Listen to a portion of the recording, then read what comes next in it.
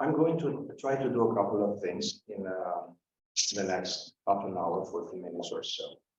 And one of these things is to take as a vehicle this book that Janusz has mentioned, the Institutionalization of Indoctrination, and use it as a vehicle for a conversation between us. So I see this not as a situation in which I'm going to lecture or to present you a long, boring PowerPoint presentation. I have one of those prepared just in case, sort of safety net. But mostly I would like to put forward a couple of what I think are very important topics to be discussed at the interface between political science, sociology, political economy, institutional theory, and history. Because this is what this book is about. This book is an attempt to look at the phenomenon, not so much from a disciplinary standpoint, but mostly try to understand this phenomenon. And in the effort to understand this phenomenon, you have to take the empirical side, and that means, in the case as you see this phenomenon, a lot of history, and try to apply to it a lot of theoretical lenses, which are coming from different disciplines. And then try to see what happens in this process, what we are learning from the interface between the case study, and I'm going to say a little bit later more about the case study, and the theoretical apparatus. What kind of additional insights and challenges we get when we look at the real historical case, and what kind of insights we get when we apply to the historical case already pre-existing theoretical frameworks. Now, I'm going to do this step by step, but at the same time, you let me like 10 minutes to take off the presentation. And at that moment, please feel free to interrupt me, ask questions, challenge, make comments, and so on and so forth. So let's try to make it more like a workshop than as a lecture. So I think that the criterion for success for us today is to do something interesting. So for the next hour or so, to do something which is interesting for all of us. And on this, I'm going to rely on you. So don't simply let me do PowerPoint-ish stuff. I can tell you that, I have prepared that, but let's try to do something interesting. Because I think that, and this is, let's say, one of the lessons that I have learned being involved in this project. This is one of the most interesting and most important phenomena we are dealing even today, which is the relationship between ideology and institutions. And we take that for granted a lot of time, most of the time. But this project is, in a sense, in addition to being a contribution to better understand, let's say, the situation of Romania during communism, because that's the case study I'm talking about. It's an attempt for us to get a better understanding of the relationship between these two things. For now, both of them, ideology and institution, will stay underdefined. The process I am interested in and the kind of contribution, I think in the general scheme of things this book is bringing to the table is related to the process by which ideology and institutions interact, right? So we want to understand how ideology is organized, is institutionalized. This is a process in itself. The way you take ideas, belief systems, values, and then you convert them in institutional structures. So how do we conceptualize and think about these kind of processes? How should we think methodically about this, which means historically informed, empirically informed, and in a disciplined theoretical manner? And more specifically, we are interested in an extreme case of such situations, what we call idiocracies. regimes or systems or situations in which ideology becomes extremely important, like a supreme set of values, and it's taking over the entire social and institutional system. I'll get back again to that, because if we are looking to the problem of the relationship between ideology and institutions, we realize that there is like a sort of spectrum of situations, right? At one extreme, let's say we have a situation where ideology and institutions are floating relatively independent of each other, right? So, multitude of ideologies, several institutional structures. This is a sort of, let's say, standard pluralistic ideal type, because we are talking about ideal types, liberal democratic regimes, right?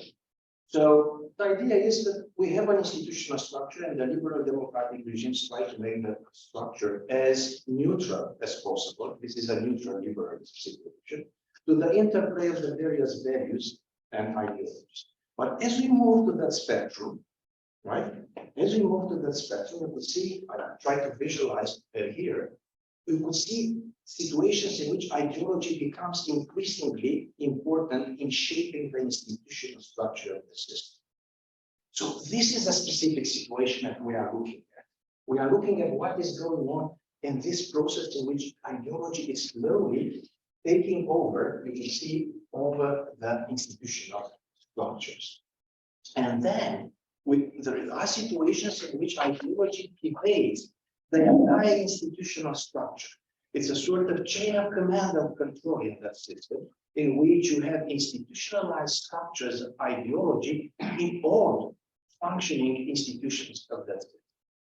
So this is like, so if you are looking on the spectrum, I'm interested in more in this extreme case, where what is called technically idiocracies, systems of supreme values in which we have ideas or the ideology dominating the institutional structure. Now, my professor, Elena Boston, has done work in methodology in which she was emphasizing the extreme cases.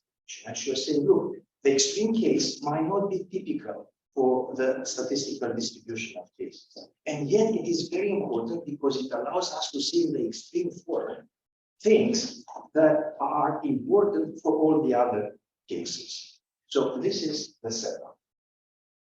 An example, the political commissar, we are familiar with it from history, from the Bolshevik Revolution, is a typical institutionalization of ideology framework. Normally, if we look from functional analysis in sociology, obviously an army has a specific function: to fight battles, to win wars. But in addition to that, the political commissar makes sure that the army, in addition to the standard function, is going to function as an operating unit of the Communist Party, which is an institutionalization of the supreme ideology of communism. So this is the example, the typical example. And as you know, the political commissar as an institution was extended to all other institutions in factories, in schools, in universities, and so on and so forth. So I just want to give you an example of what an idiocracy is in this respect. Obviously, we could see that in National Socialism, and obviously, we could see that there are totalitarian implications of that. So an idiocracy is somehow related to totalitarianism. And one of the conceptual things that we are going to clarify in our step further is the relationship between totalitarian system and an ideocratic system. So at this point, you could see the nature of my approach. I'm interested in clarifying these types of things from a theoretical and conceptual standpoint. And I'm going to use a specific case study where we have our phenomenon, which is the institutionalization of indoctrination, expressed in one of its most extreme forms in history, which is communism, right? And within the communist cases, I'm going to look at Romania. And within Romania, I'm going to look more specifically at the case of education and higher education. So I'm zooming in. I want to be precise. I don't want to talk just generalities about these things. I want to be precise. I want to focus on those. So this is, in a nutshell, the nature of the project. Now I'm going to outline a little bit the structure of the book. The book has three parts. The first part is looking more at the existing theoretical and conceptual frameworks used up to this point to discuss about this family of phenomena. The second part turns to the Romanian case, and we are looking in depth at the Romanian case. And in the third part, in the light of what we have learned about the empirics and historical data in the Romanian case, confronted with a theoretical apparatus in the first part, we are trying to see what else could be done theoretically and conceptually in terms of extending this type of analysis. Now, I'm not a historian. I am a political scientist, political economist. So in order to be able to accomplish this project, I had to collaborate with one of the best Romanian young historians who has done work in the area of education, because education was the area that I wanted to focus on, Simona Preda. So in the division of labor, in a sense, I was obviously more on the theoretical applied side of things, while my partner, Dr. Simona Preda, was doing mostly the archival work and the other standard technical work of a historian. I'm going to tell a little bit later more about the kind of archival work and technical work that Simona Preda has done for this project. But for now, I just wanted to give you a sort of heads up of how this project is done. So I gave you a sort of general view, and this is the structure of the project. The first part, theoretical conceptual stuff related to the problem of institutionalization of indoctrination. The second part, the case study, approach somehow in the light of the theoretical framework. And then the third part, okay, what is missing when you are looking at the historical reality of Romania? What is missing? And what kind of insights we have derived from that?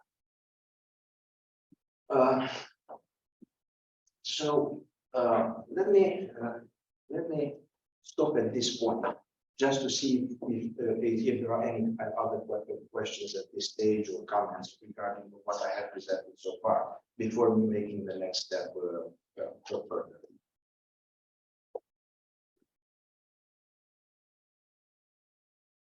Yes, it's just a quick one. Sure. We had a bit of a definition of what ideology is. Yes. Because you seem to distinguish this from a kind of a neutral liberal notion of institutions versus ideology. Mm-hmm.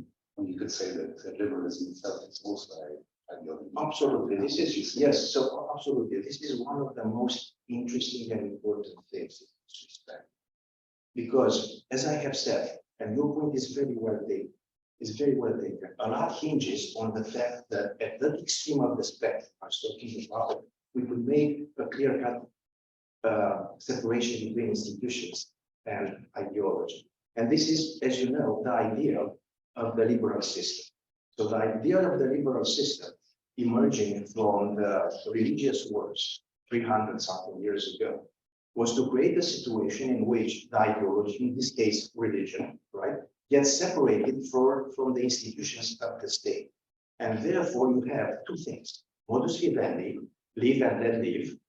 And in order to do that, you have an institutional structure of the state neutral, right? So that was an idea. And this is what we have been striving in the last 300 years or so, to create a sort of separation, total separation, not only between church and state, but between any kind of lifestyle, values, and so on and so forth, not to be embedded in the structure of the state, because that would create tensions and problems. Was it perfect? It was not. And your point is very well taken, because it is always a debate whether or not this ideal of neutrality of the liberal state was for real or not. But for all purposes, in order to understand better what is happening at this more mushy area of the spectrum. We go to the extreme when we have cases where ideology in the form of supreme values, right? Ultimate values, which don't have any kind of either overriding value or alternative value, which is pluralism, are those that are defining the credo of a social group. So if you are looking, let's say, as in this case, communism is the ultimate value. National socialism, the values of national socialism cannot coexist with others. So these are the parameters of this spectrum. But again, if we turn back and in the light of everything that we are going to discuss, we question liberalism, then I think that we are in a fascinating territory, but a very unsettling territory. And you have pointed from the very beginning one of the huge questions which is behind this project. If liberalism is exactly what we are talking about in an ideocracy, and liberalism is an ideocratic system, then we are in big trouble. Because everything that we are seeing now happening around, which is a crisis of liberalism, right, puts us on a collision course of ideologies, gives us no recourse to step back and create a place of modus vivendi, live and let live. Liberalism, this is exactly what it offered us, a space to make a step back from the religious wars and the wars of war against war in terms of the values and belief systems and lifestyles, and try to create a sort of quasi-neutral space. If this is not possible, then there is no second best, because obviously we will get back to that. But you see what is at stake. It's an excellent question because it tells us that this is just about Romania. It's about the education system. It's not even about ideocracies. It's about our current situation, understanding the relationship between ideologies and institutions today. And we are looking at extreme cases in order to understand what is happening. So I'm going to do two things. First, I'm going to show you, so in this structure here, I'm going to show you in the first part, I'm going to show you a couple of essential structures about how we think about these issues. So how we put order into these issues to avoid the situation in which we are just speculating about. So let me take them step by step. Two ways of thinking about ideology and institutions in these circumstances. The first is to take at face value the idea of an ideology as a blueprint for a new society. What happens when people take at face value that faith? What happens institutionally? How do they behave? What happens in institutional forms? Exactly the problem of institutionalization. As you already see now, the second aspect is what if people do not take seriously these things and actually they use them in a Machiavellian way in their strategies of power? So these are the two ways of approaching the problem. And I'm trying to, so please tell me to be on the same page on this and interrupt me and ask me specific questions, because again, in order to disentangle this thing, we need to have a clear-cut understanding of what is happening. And two things happen. People take seriously ideology, let's say communism in this case, and behave like that, which is a new society, radically rejecting the existing society, inspired by supreme values, right? Those supreme values are absolute and non-negotiable, exactly what we were talking earlier. So I'm not going to accept pluralism values, but these are supreme values. I'm going to create a new society. And the key element is a reconstruction of the society. So we go into this direction first. And again, you see that all the empirical evidence and historical evidence that you have about such cases will be confirming with a certain logic that I'm going to show. In order to explain that logic, we have to make a difference between ideocracy and totalitarianism, as I have mentioned earlier. How is this going to work? So, ideocracy is the ultimate goal, to create a society in which everything is aligned under those supreme values. every human being, every institution is aligned to that ideology, to that worldview. But in order to go there, you have to go to a transition stage. So this is how it's looking like. So mature ideocracies as an ideal type, right, are regimes based on an ideology in which the ideology was internalized by everybody. But in order to get there, you have to go through this stage, the totalitarian. I'm going to explain how it's happening. So if you're taking from here, let's say you are liberal democracy. Within the liberal democracy emerges a supreme value ideology. In our case, it's communism, but could be any ideology. And then that arrow shows a situation like one happened in Romania or in Eastern Europe, when the supreme ideology was inserted in the historical flow of a country or of a system from outside. But it doesn't matter, because what matters here is that we have a situation of intermediate situation, which is the totalitarian system, which is a transition stage towards ideocracy. The ideocracy is the ideal. But now, look what happened. Look what happens. So this is Bernholz, who has done in the last 5-7 years or so most interesting and important work on the theory of ideocracies. He has framed even formal models of the relationship between totalitarianism and ideocracy. So in a sense, this work is a sort of footnote on an extension of his theoretical work on ideocracy. But totalitarian regime is an ideocracy which has not yet reached the final objective of imposing those supreme values, right? It's still in the process of doing that. Okay. What happens in such a situation? In such situations, happens something very interesting, which is, I call it the grand inversion. And it looks like this. I want to create a new society, right? An ideocracy based on a new form of organizing things and so on. But very soon in the process, I realized that the persons, the human beings, are not fit for that society. And at that point, the grand inversion happens. Instead of focusing on creating the institutions of the new society, I create the institutions which are going to change human beings and to create the so-called the new man. You see the huge difference between the institutions of an ideal utopian ideocracy, which are not feasible under the current human condition, and a different system which is supposed to change the human beings in order to be fitted for the new system. This is the grand inversion which happens when we are going and we are taking seriously the line of ideocracy of the ideal system. And as a result of that, an entire series of institutions emerge, which institutions are focused on changing the human being. Institutions of monitoring, of control, of coercion, and institutions of extermination. And I'm going to explain why that is in the logic of these systems.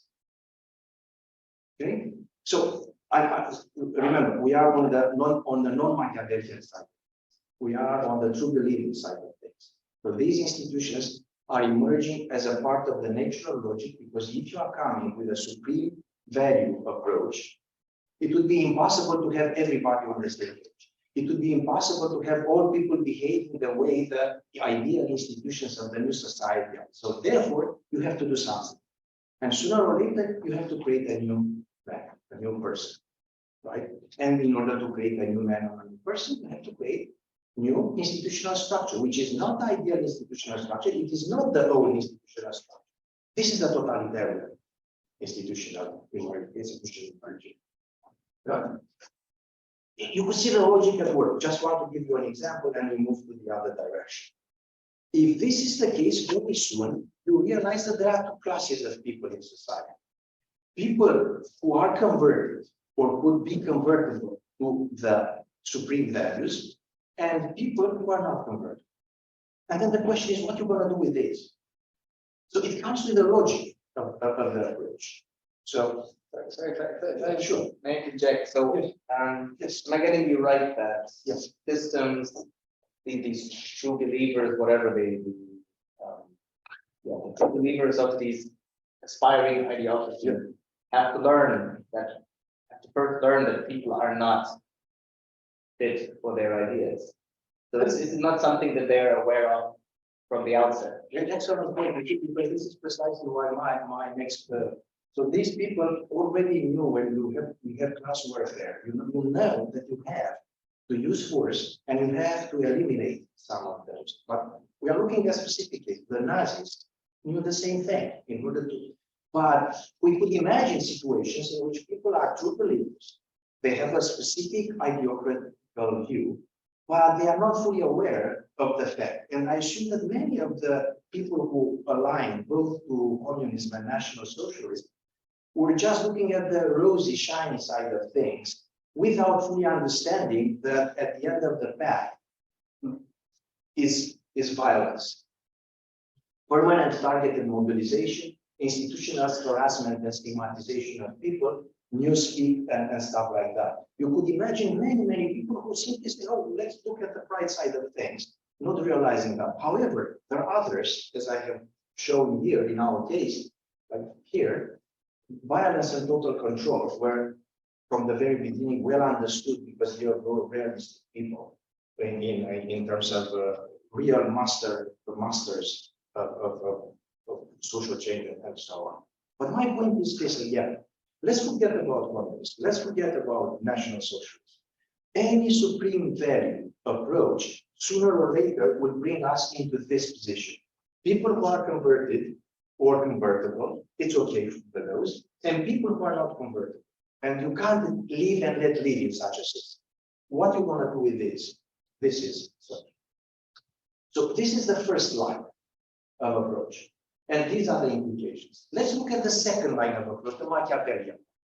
So in the Machiavellian one, you say, oh, look, so this is real politics, Machiavellian stuff as usual. So you have an elite, the elite is using a sort of ideology. This is a Pareto stuff, the Paretian stuff, you use the ideology just for the power games. And then the institutionalization of indoctrination becomes something different, becomes part of a tool of statecraft of the elites. And then here you could see I have so the political economy of authoritarian and dictatorship analysis has developed a series of models about how the dictator is using the statecraft tools, including ideology and indoctrination, both in relationship with the masses and in relationship with the other contenders. So you would look at the indoctrination, ideology, and the institutionalization of indoctrination through these lenses. So you see my point. So there are two types of lenses you could look at these things. Some of them are from this Machiavellian logic, and the others are from the, let's say, true believers logic. So these are, so I'm not going to bother you, we'll get back to it, but the idea you could see the statecraft mechanism portfolio, it's a sort of strategic rationality. I have the carrot and the stick. I have incentives, I have punishment, and I have brainwashing and ideology or manipulation and maneuvering, creating confusion in people's heads in order to stay in power. This is a ruthless staying in power thing, no matter what. The other one, like I said, it was a true believing thing. You have to eradicate those people because they are not part of the blueprint. Okay, so the statecraft, so these are some of the books which are developing the theoretical framework of how autocracy and dictatorship are operating, both in relationship with the masses and in relationship with the possible contenders. And these are part of the framework that origin incentives and preference manipulation, as you can see. Ideology is here mostly, that preference manipulation. At the same time, think of this. Ideology could also be used as a way to coerce people. You are like Stalin, you create a sort of ideological shift arbitrarily, and then you use the ideological shift as a sort of excuse in order to arrest or eliminate some other people. So you say, oh, they deviate from the line. Who decides the line? The dictator decides the line. So you will see how in this respect, things could be shaped up by a dictator in this Machiavellian power game. So, to sum up this part, the indoctrination institutions have this double function, or could be seen from this perspective of this double function. On the one hand, it's the manifest function of creating the new society, but in order to create the new society, you have to create the new. Yeah. And then you have the strategic rationality Machiavellian function. So these are the lenses with which we are approaching the Romanian case. So we do say, okay, so let's look at the Romanian case now, and we could look at any other case, but now we are equipped with these kind of lenses to see what's going on around there. Let me stop for a second to see if there are comments or questions or anything that might be helping to either clarify or advance the approach at this stage.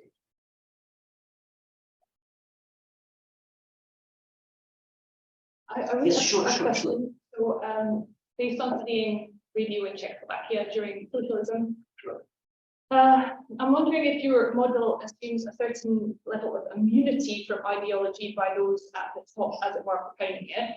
And the reason that I question this is, if I would argue that, for example, the mouthpiece of propaganda, Czechoslovak radio, both kind of propounded certain ideas to mass listenership and to those. So you say the second, so that you say the second model, the one the Machiavellian one.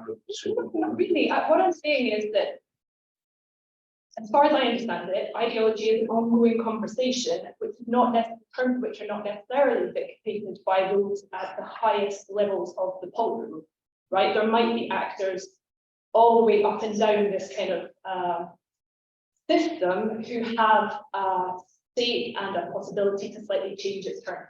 So I suppose, is there kind of any reactionality, or is there any kind of like This is two-way? absolutely excellent point, because this is exactly what the Romanian case studies show. Okay. So once you make a step beyond, let's say, the real picture, then you see that the analysis goes at three levels.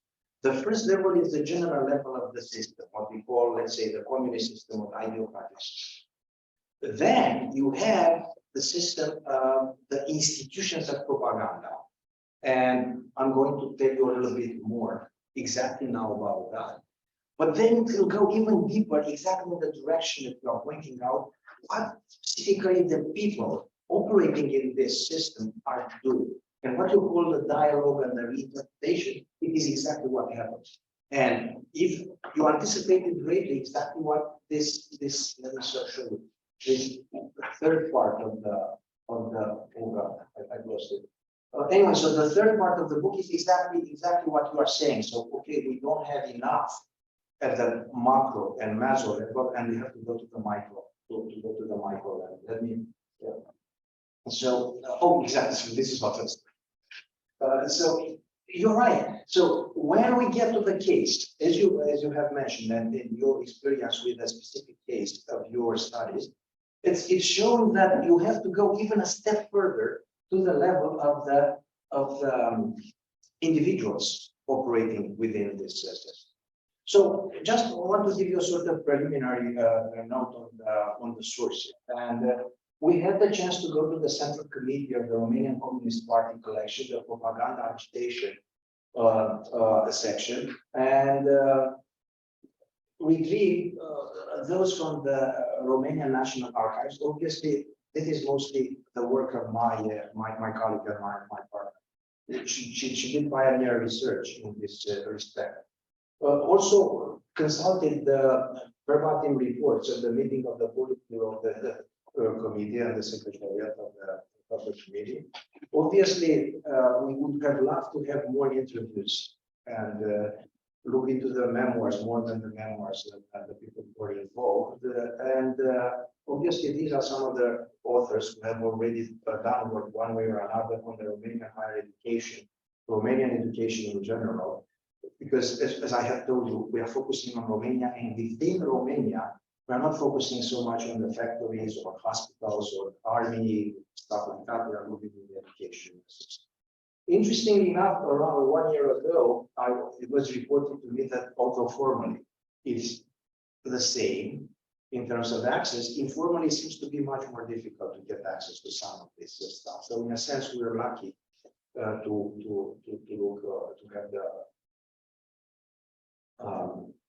have the chance to look at. Now, in a sense, I'm going to restate. So the approach is this. First of all, we look at the Central National Institutional Instrument, the Agitation and Propaganda Department, and as you could see, that changed the title and even the functioning over time. Sometimes we have the same title with slightly different or even more different functioning missions and operations and so on. Sometimes the title changes, but things are the same. So again, these are, as you know, you're much more familiar than I am with this kind of historical work.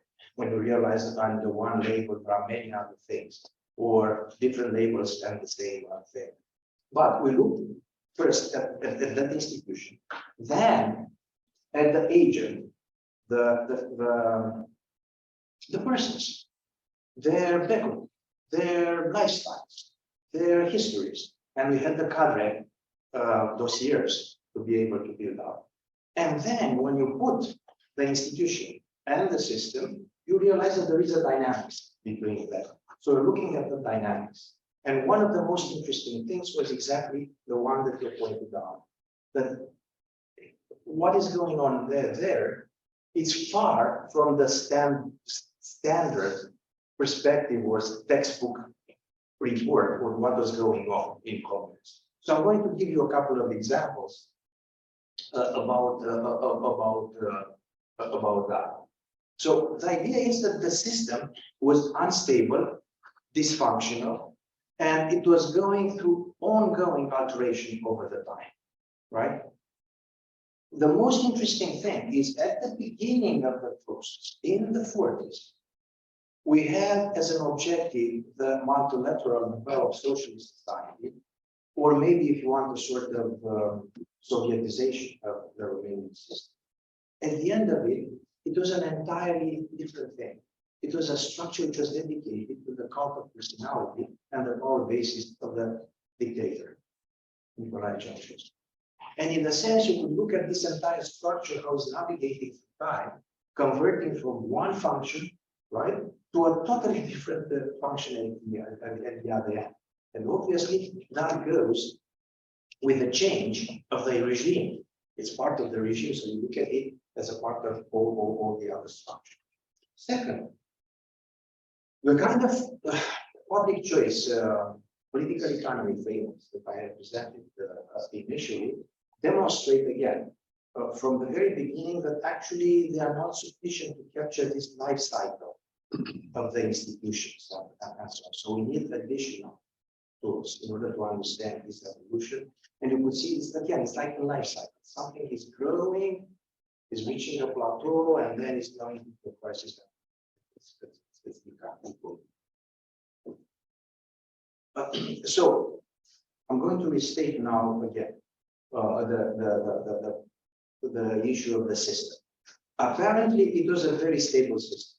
It was a dual structure system. You have on top this thing, which is the agitation and propaganda section, under different names, changed, but it was the same. And that was penetrating the entire structure of the institutions, education institutions, or other institutions, having the equivalent of the political commissar roles within those institutions and aligning them. That was the apparent reality. The institutional reality, but was an ongoing alteration and adjustment, never fully settled. And you could see stuff like changing the focus from agitation and control to socialization and education. That's huge. That happened somewhere in the middle of the period. It's one thing to have the organization and the institution focused on control. It's something else to have you focus on socialization and education. Then, obviously, we don't have the time to get into details, but most of us remember that there is a difference between an agitator, right, and some propaganda. So these are very specific functions, as you can see. how at one point in the history of this process, the demand for agitators is going down, and then you have a new label, so like educator, lecturer, and so on and so forth. And you could see again and again how this system is operating over time, trying to recruit. So I have a historical evidence of chronology, looking at the various changes, renaming them or dissolving them, or reorganizing the relationship between the party and the ministries and so on and so forth. So you could see that for the entire period, almost it was absolutely no 10 years without having some changes. So if you are making a step into analysis like organizational analysis, the historical facts, you could see that there was poor management all the time, right? You could see that they were aware that the messages were inconsistent and they have very serious problem of actually communicating things. And people were very unhappy with the compensation. So we are getting into the very nitty-gritty details about the functioning of the system when we are done. So from the broad theoretical generalizations, from the broad, let's say, ideal framework, we are going into this analysis, which is pointing out to these aspects of the functioning of the system. So let me stop here. I have two more examples here of such stuff, but you've already got the sense of what is going on here at this stage of the research. So let me stop here and see if there are questions or comments at this point. Yes, At least I have one. I hope you don't keep you up because it still didn't really enter Romania except the pictures. My question is about the usage of totalitarian. Your usage of the term totalitarian. yes. I've been confronted with that since the start of my career in the 1990s, when there was always this, okay, if you want to bash state socialism, you say totalitarianism. Usually referring back to Hannah Arendt, which is fine. And usually the tendency of the researchers was, especially in social history, rather to look at the system not from the top, but from below. Now, of course, for understandable reasons, I understood why this totalitarian take was especially widespread in Romania and among Romanian colleagues due to the nature of the regime. And now comes my question. Now, I find this originally because you use rather totalitarian as a stage 2 something. And I've never heard it before, so I like it. It's certainly original. However, if totalitarian is only an aspiration, how do you measure that, or when does it flip to be developed? I mean, Yes. We could apply this to other systems. For smart capitalism after '89 wants to, when will it be developed capitalism? Or so I'm wondering about this, stage idea. Yes. And then actually, did you get reactions from adherents of, let's say, Hannah Arendt or Brzezinski fans? How did they react to your model of totalitarianism? I'm quoting and I'm using this is the core of what is at stake with this process. Yes, I want to make a step back and say, okay, Romania, an example, Eastern Europe, communism, and so on. But what is at stake? What is at stake is exactly this: thinking about these fundamental issues about regimes and political systems. And the problem of totalitarianism looms large. And your point is extremely well taken because Brzezinski, as you remember, connected the problem of totalitarianism with technology. And he said, this is possible only in modern times and because technology has developed to a certain level. And that makes possible all those social features which we associate with their definition of totalitarianism. Now, even if we are looking just at their definition of totalitarianism, we realize that nowadays those technologies are amplified by 100 in terms of capacity to monitor, Yes, so this is the capacity to monitor. As long as I have one of those and trace both in the virtual space and the real space. In the capacity to penetrate my decision, in the capacity to put pressure on the kind of information that I'm receiving and I'm not receiving, and also the capacity to constrain all of us, right? Presuming that everything in terms of the cash and rewards that I can use will be connected to this, everything will be controlled by those who are connected with controlling the person. So this is why your question is so important. We need to clarify what are those systems which are calling totalitarian. What is the difference between totalitarian systems which are based on cash, pure cash, or who are based on a sort of more supreme values and ideologies? Is in the end any kind of difference between them? So in a sense, this is your question. And this project is about the future.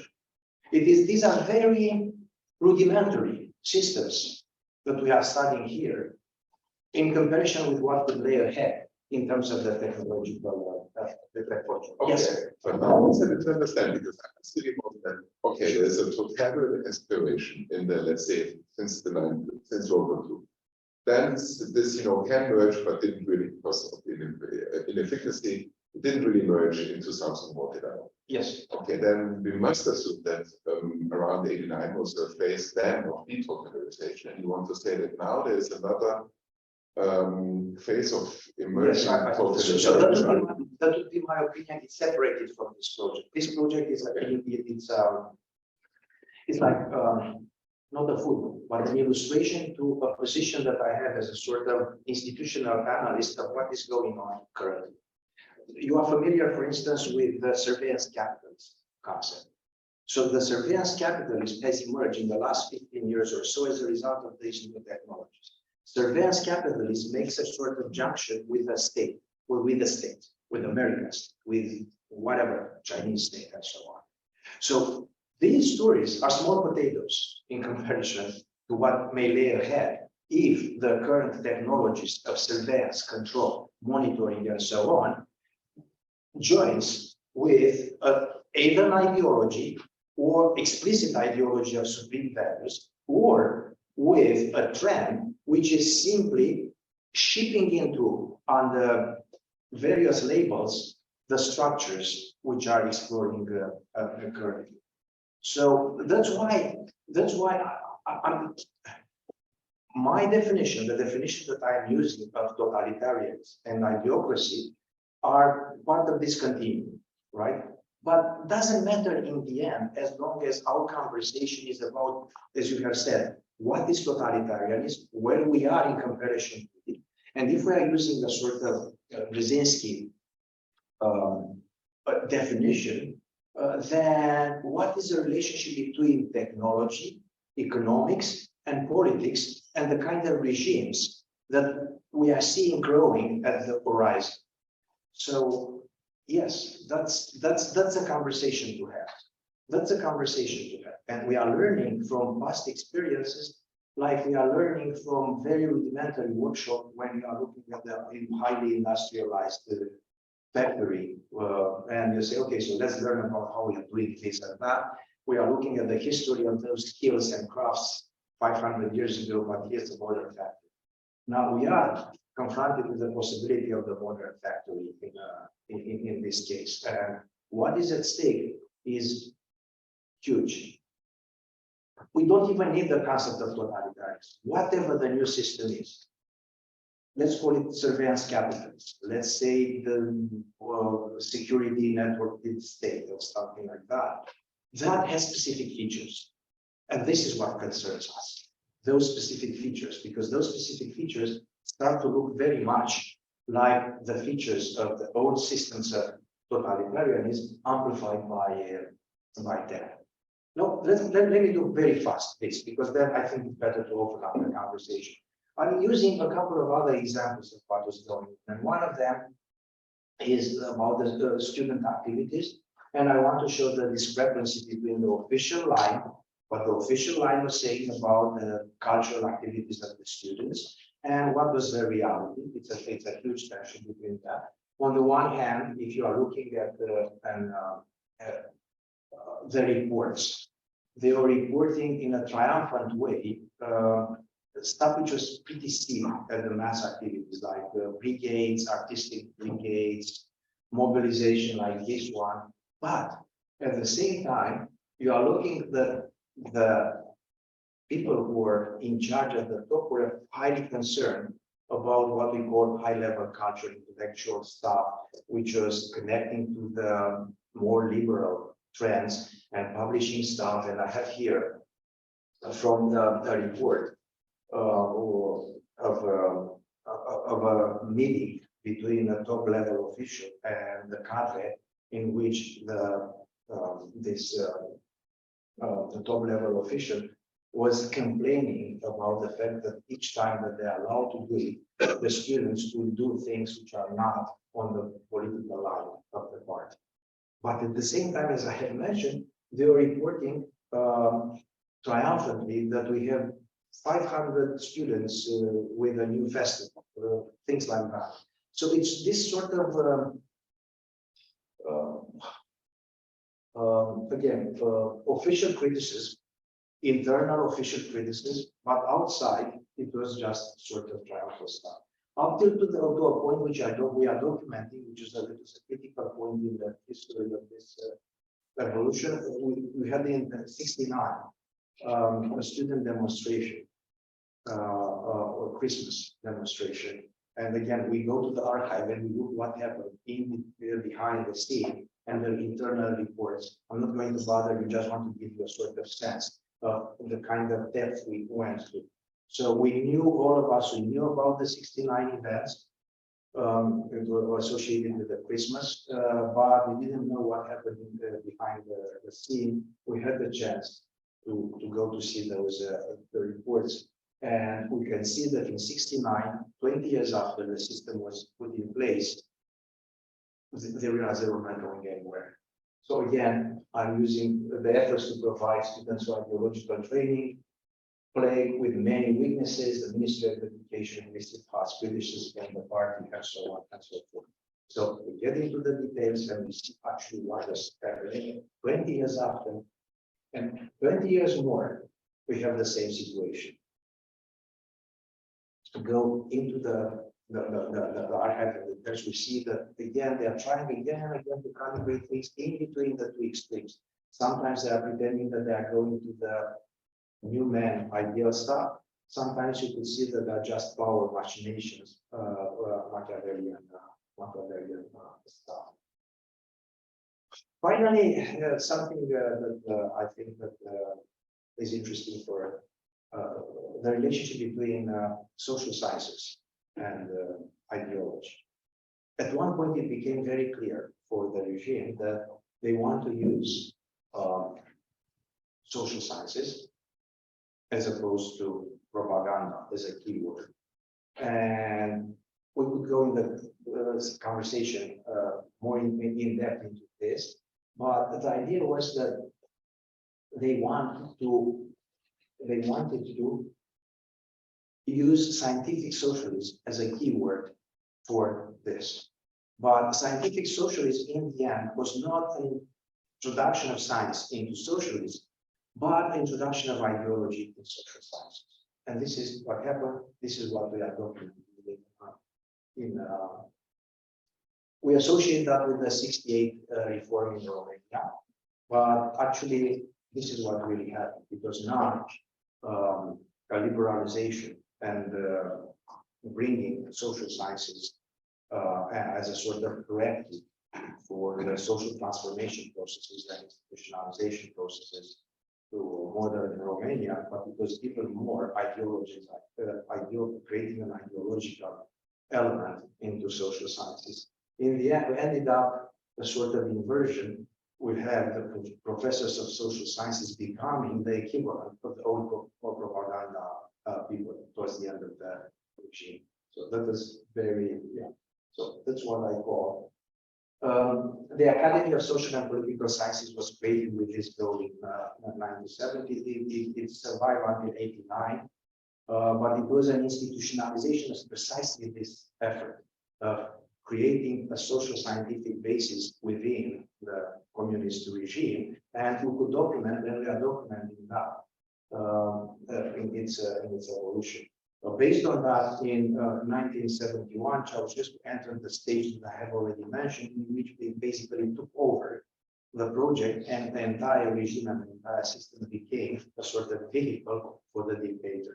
So we are moving 100% now from the stage in which you could still think about new society, new man, ideological driven version towards a sort of Machiavellian power play of a dictator. And you could see that the entire structure is moving in that direction, including ideological. This is the moment. And you could see that afterwards, you may expect that the system has stabilized, but it is not. So again, we go through those stages. And obviously, as I have mentioned, the social sciences offer us another window into the details of this.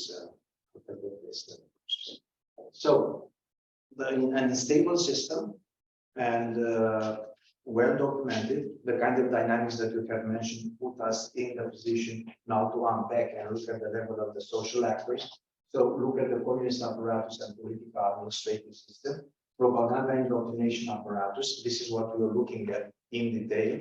But then, as you have mentioned, we should look at actors and social groups. But I wanted to give you a sense of the project, so I'm going to stop here and take it from here with your questions.